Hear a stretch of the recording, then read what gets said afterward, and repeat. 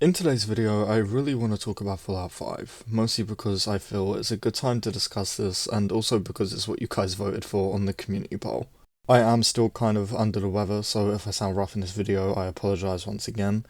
But anyway, I want to talk about Fallout 5 because it's my favourite game franchise. It has been since I first played Fallout 3 as a kid, and it continues to be my favourite game franchise to this day.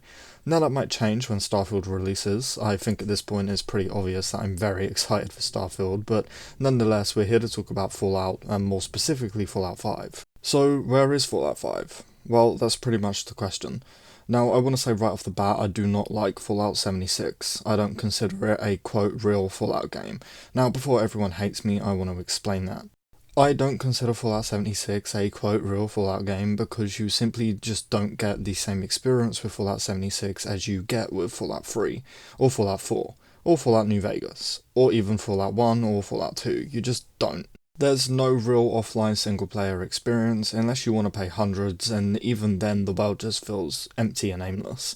Now look, it's just my opinion. If you disagree, that's fine, and honestly I'm glad that there are people out there enjoying Fallout 76, and I really wish that I did. Now the reason that I wanted to mention Fallout 76 is because of how I'm going to talk about the Fallout franchise in this video. When I say that we haven't had a Fallout game in nearly 8 or so years, I mean since Fallout 4. When I say it's been ages since our last Fallout game, I'm not including Fallout 76, and again, even though I dislike the game, it is a real Fallout game, despite me not thinking it is, and I'm not trying to hate on it, but I'm talking about single-player offline Fallout games, so I hope that you understand what I mean by that, but anyway, with that said, let's just get straight into it. So, in my mind, we haven't had a, quote, real Fallout game in nearly 8 years. Yes, Fallout 4 is nearly 8 years old, believe it or not. By real, I just mean a Fallout game. A offline, single-player experience, which again is why I'm not counting Fallout 76. So it's been 8 years, well, almost 8 years since Fallout 4. Starfield releases in 2023, hopefully, and then Bethesda will work on Starfield's DLCs for probably a year, most likely, like they normally do, and then they'll be fully focused on the Elder Scrolls 6. Now the Elder Scrolls 6 is in very early stages of development, which is great. I think we'll see Elder Scrolls 6 somewhere between 2026 to 2027. Now, if the Elder Scrolls 6 does release in either 2026 or 2027, that means if Bethesda follow their normal schedule, they will work on the Elder Scrolls 6 DLCs until at least 2028.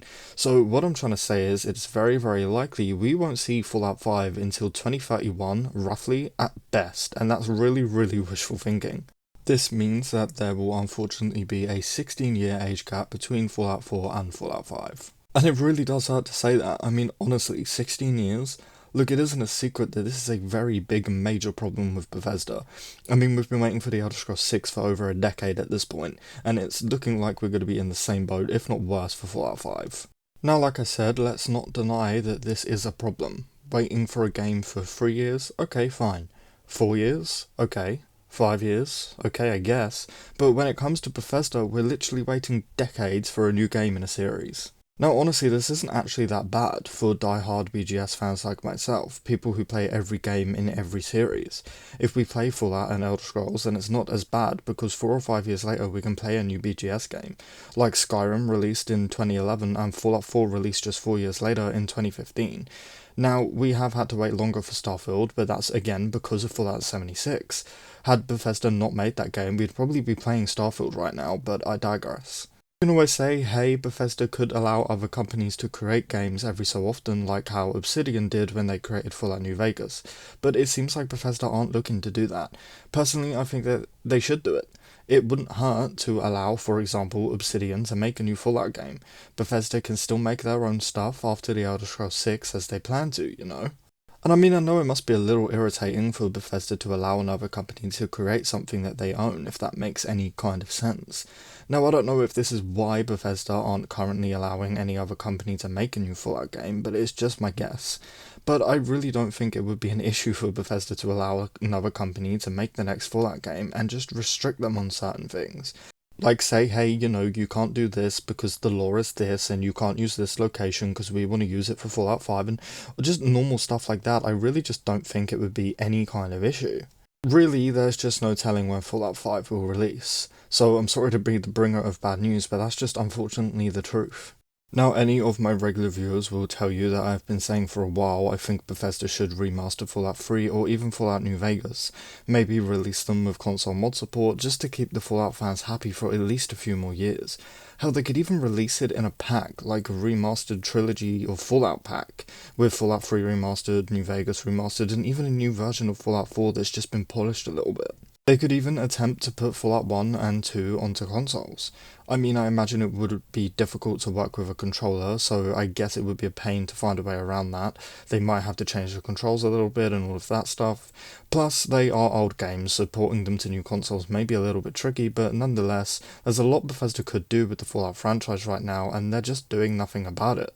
But hey, look, I don't want to sound like a whingy baby, you know, like, wow, Bethesda isn't doing anything with my favourite franchise. Like, it's not like that. It's just, I miss this franchise, and I've been playing Fallout 4 for 8 years now, and I want to see Fallout 5 sometime soon. I don't want to be waiting another, decade to see it. But hey, look, I'm not Bethesda. I'm not a businessman. I'm not a game director or a game developer. I'm a 23-year-old making YouTube videos with barely 550 subscribers. So truthfully, I have no idea what the hell I'm talking about when it comes to this stuff. But the one thing I do know is that the long waits for these releases is a problem. There is no denying that.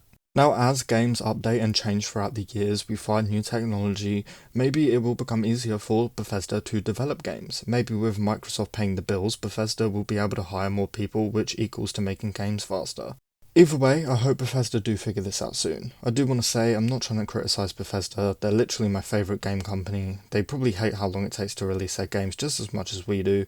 Todd has spoken about this himself, admitted that it's an issue a few times. He understands that it is a problem, so as I say, I just wish them the best and I hope that they do figure this out.